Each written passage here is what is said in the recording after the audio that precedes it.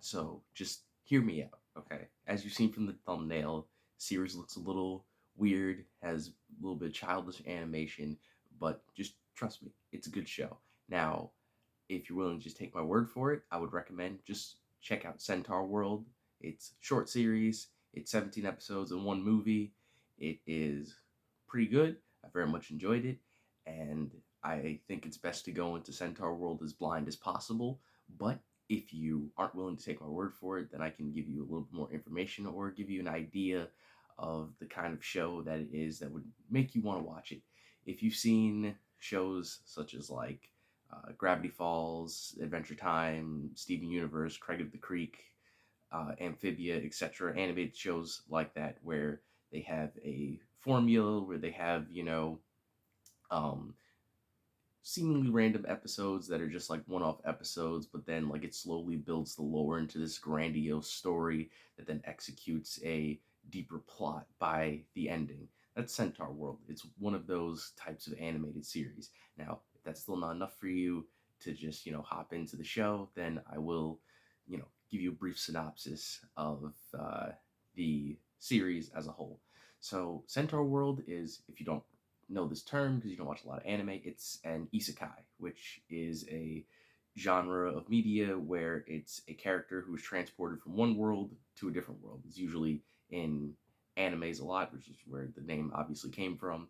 But yeah, that's what it is. It's an isekai genre. It is about a war horse from this world that is completely decimated by this war between humans and minotaurs, and she gets teleported to Centaurworld, which is a world with obviously in the name centaurs. But it's not as simple as that. It's not just like your typical centaur, human body, horse, legs. It's not that simple. They're much weirder. Like they're centaurs of like other different animals, like birds, moles, whale tars. It's weird. It's a weird show, but it's pretty fun. So she gets teleported there. Things start changing. She's able to speak because the Centaurworld is filled with magic, and now she's going on a quest to find a way to get back to her home world so that she can find her rider, which is her, her master, the person that rides her into battle. Conveniently also called Rider.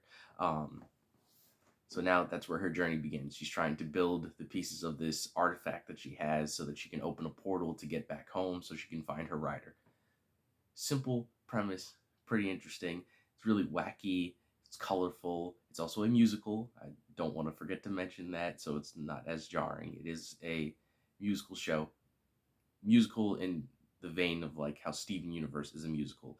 It's many scenes of like regular dialogue like an average show, but then there will be times where it breaks into song, but like it progresses the plot forward. So just keep that in mind.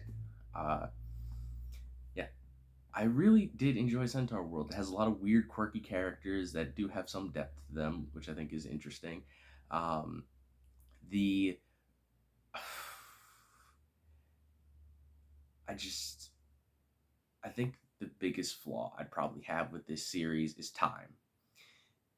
As I mentioned, it's like 17 episodes in one movie. The reason why I say 17 episodes in one movie, if you look it up on Netflix, it's only 18 episodes, it's 2 seasons, 10 for season one, 8 for season two. However, the final episode of the series, season 8 of season two, episode 8 of season two, is like an hour and 15 minutes long. So it's just a movie. So that's why I consider it 17 episodes in one movie.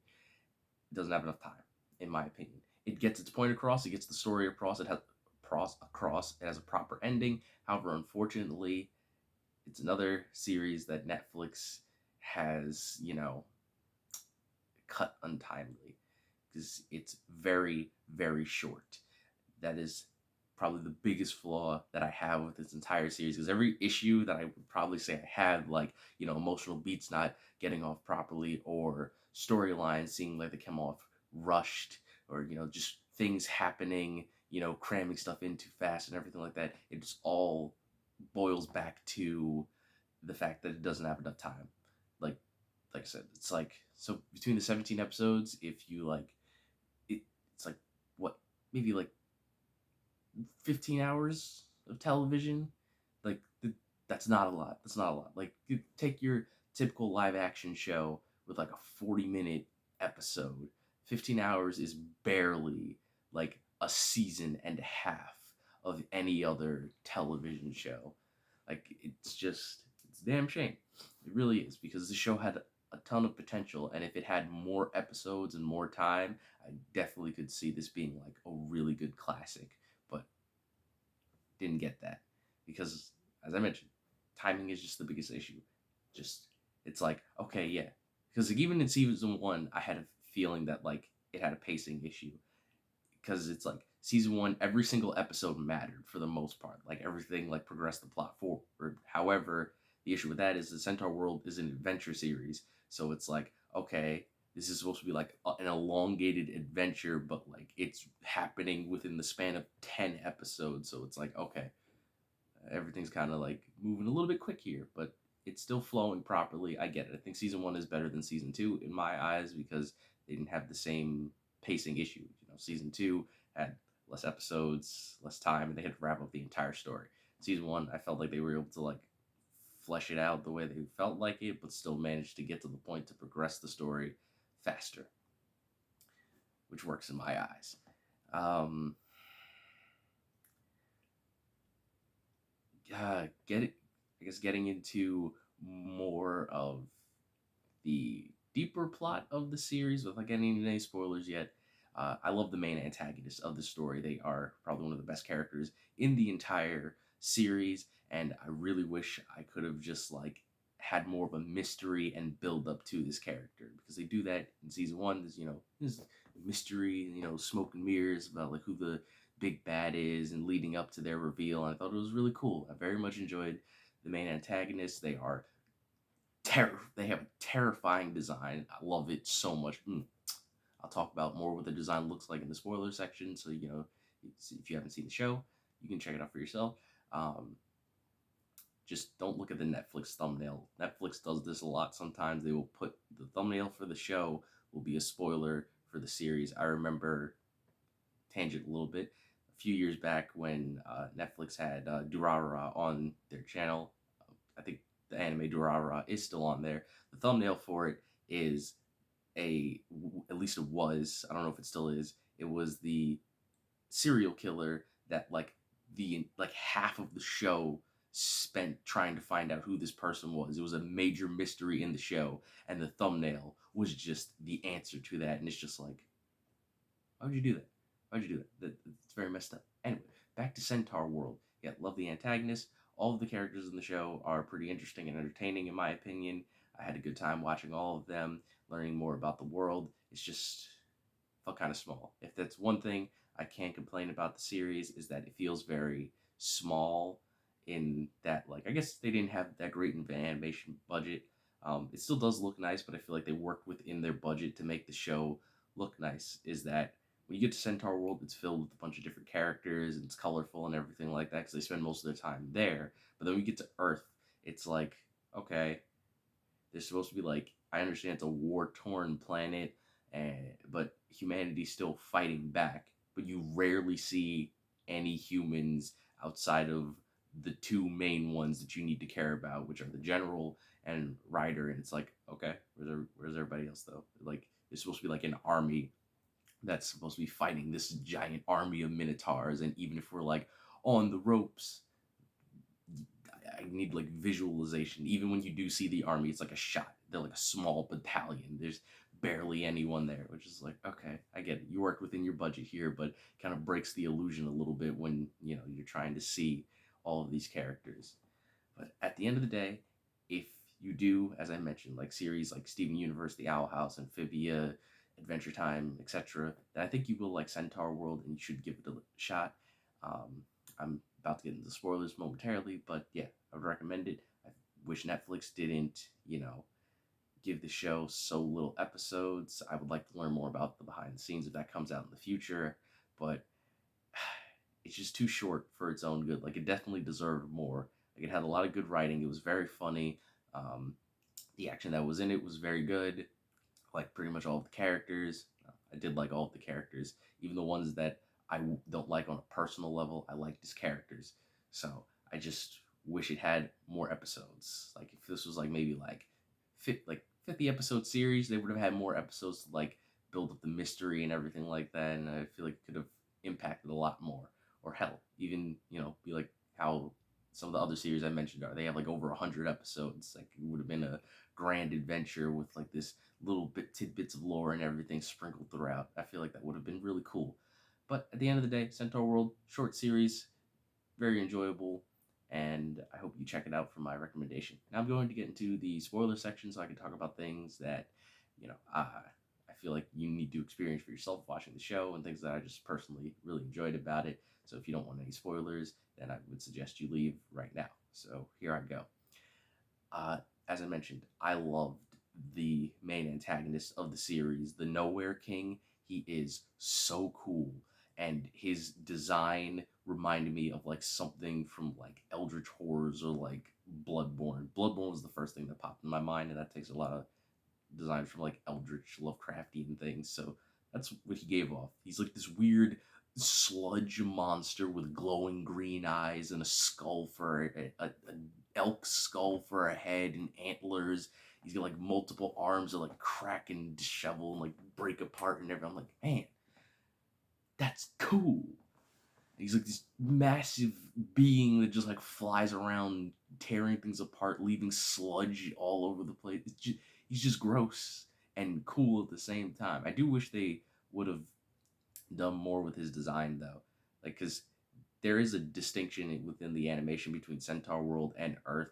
Like they're slightly different from each other. Like Earth has a more like solid design for because it's more gritty. It's supposed to be the real world. While Centaurworld has a more cartoony design.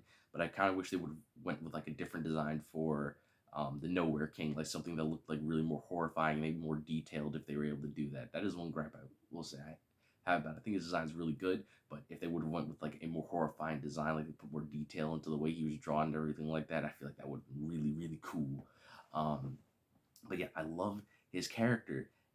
I it's the last episode focuses a lot on fleshing out his backstory, so you care about who the Nowhere King is, and it's really good backstory. Like he's a compelling villain because there's another character in the series which I don't know what her name is.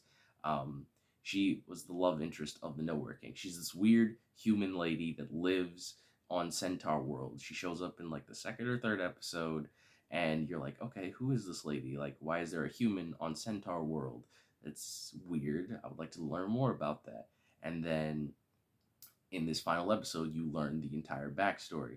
Is that the no originally Centaurworld and Earth were connected as one, well, not one world, but there was a portal that connected both worlds, and people would go back and forth between the two, at free will. Usually, humans, centaurs really stayed on Centaurworld for the most part, and humans would just cross back and forth between Centaurworld and Earth.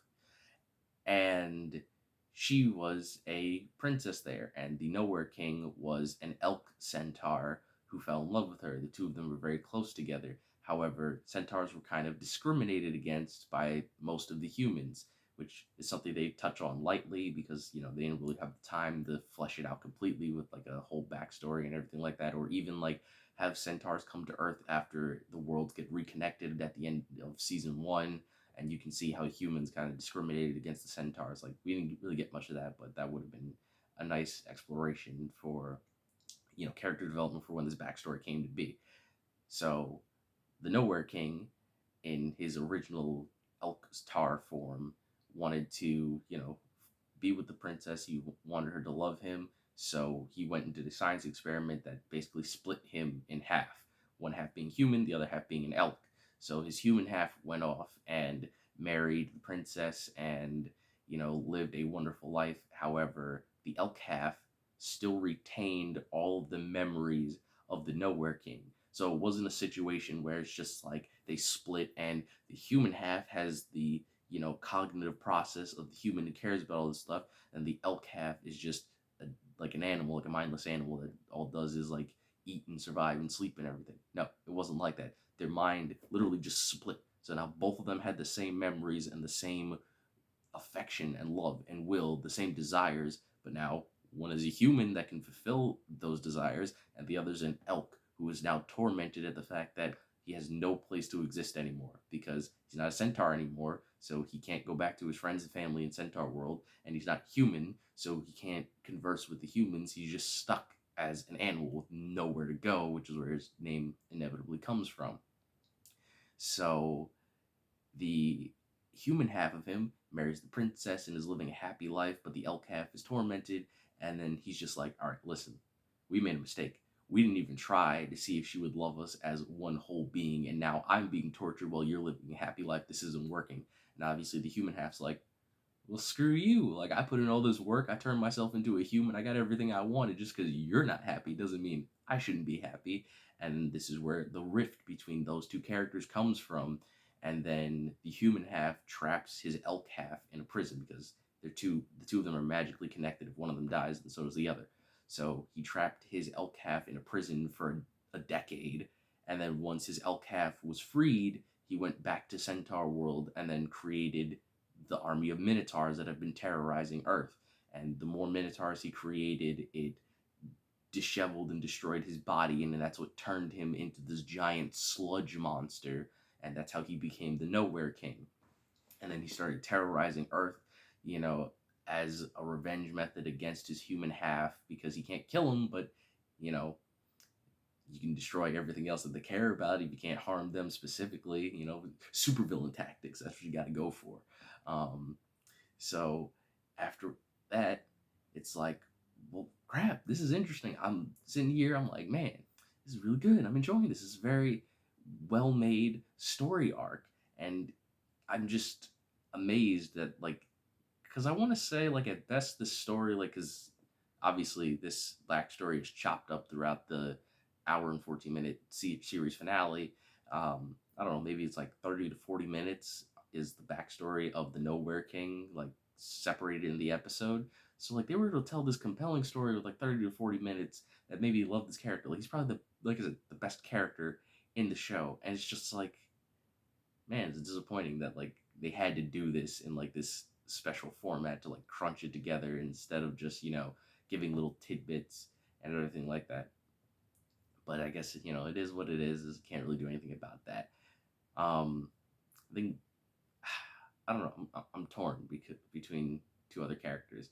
There is Comfortable Doug, who is a very fun character, and if you've seen the show, you will probably love Comfortable Doug because he's pretty cool. And there's Glendale, probably my like second and third favorite characters. I can't decide which is which. It probably says, nah, I can't really decide between Doug and Glendale. They're pretty good. I like them both. Um, yeah, I think that's really it. I mean, like, there's not much to say about Centaurworld. It's you take what you get. Like I said, it's a short series. It's pretty fun. I enjoyed it. It's very jarring when you first watch it if you go in blind, like I did, because I just went into it. I was like, one of my friends, like I bookmarked it because I'm like, yeah, this looks kind of interesting. Maybe I'll check it out at some point. And then my friend's like, dude, have you seen Centaurworld? And I'm like, I have it bookmarked. And he's like, just watch it. Just go in blind. And I'm like, all right, fine. So then I hit play and I'm sitting there and I'm watching. And I'm like, this is different than I expected. And then I'm like, what? And then the twist happens and like she gets isekai and I'm like, yo, hold on a second. Like, are there some drugs in my water? Because like, what happened here? Am I high right now? What was going on? Wasn't expecting this. This is drastically different than I expected. It's like I just saw the thumbnail. I'm like, Centaurworld. I'm like, yeah, okay. I like cartoons. I'll bookmark it. And then it's just like I started watching. It's like, well, here I am, I guess. Like, I'm just thrown into this. Like, all right, cool. So that about wraps up this little ramble on Centaurworld. I hope that my little ramblings have convinced you to check out the show. Um, and Netflix, as a personal thing that I'm mentioning to you, stop doing this to your animated series. Like, you renew so many garbage shows on your channel, like on your streaming service. It's disgusting. Like, I can't name how many shows you have renewed for multiple seasons that are not worth anything, and then you cancel so many good shows between both animated and live action. Like, just ooh, ooh, pisses me off. I hate Netflix for doing that so much. Just, ooh, ooh. And also, your advertisement is terrible because the only reason I found out about Centaurworld is because I happened to see it on Netflix when I was scrolling through there. I didn't see a single trailer or ad on YouTube or social media or anything. In fact, the only reason my friend found out about the show is that he saw a meme about it. So, like, a singular meme, not even like multiple. He saw a single meme about it. And that's what brought him to the show's his attention. So, like, your marketing is garbage. It's like from the beginning you wanted the show to fail, which I don't get. I don't get what Netflix's plan is with that. It's like they care enough to have it made, but then they don't believe it's gonna be successful, so they don't market it. Like, it can't be both. You either believe it can be successful and bring in views, or you believe it's going to fail.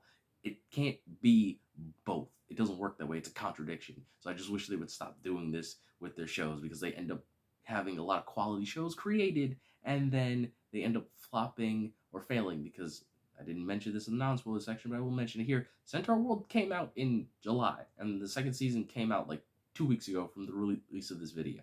So actually, no, even less. I think it was the 7th. So today is the 14th, I think. So it came out freaking 7 days ago. And that's the end of the series. It's just like you released the entire series within a couple months of each other, and you barely, if at all, marketed it, which is just garbage, because this is a really good show. It deserved more respect from that. Like, the people who made the show definitely cared about it. Like, the voice actors were pretty good, the writing for the show was pretty good, the art was good with whatever limited budget they had, and it's a shame. So, with that, that's the end of this review. Hope you check the show. And remember, you're innocent until proven villainous, and I'll catch you in the next one.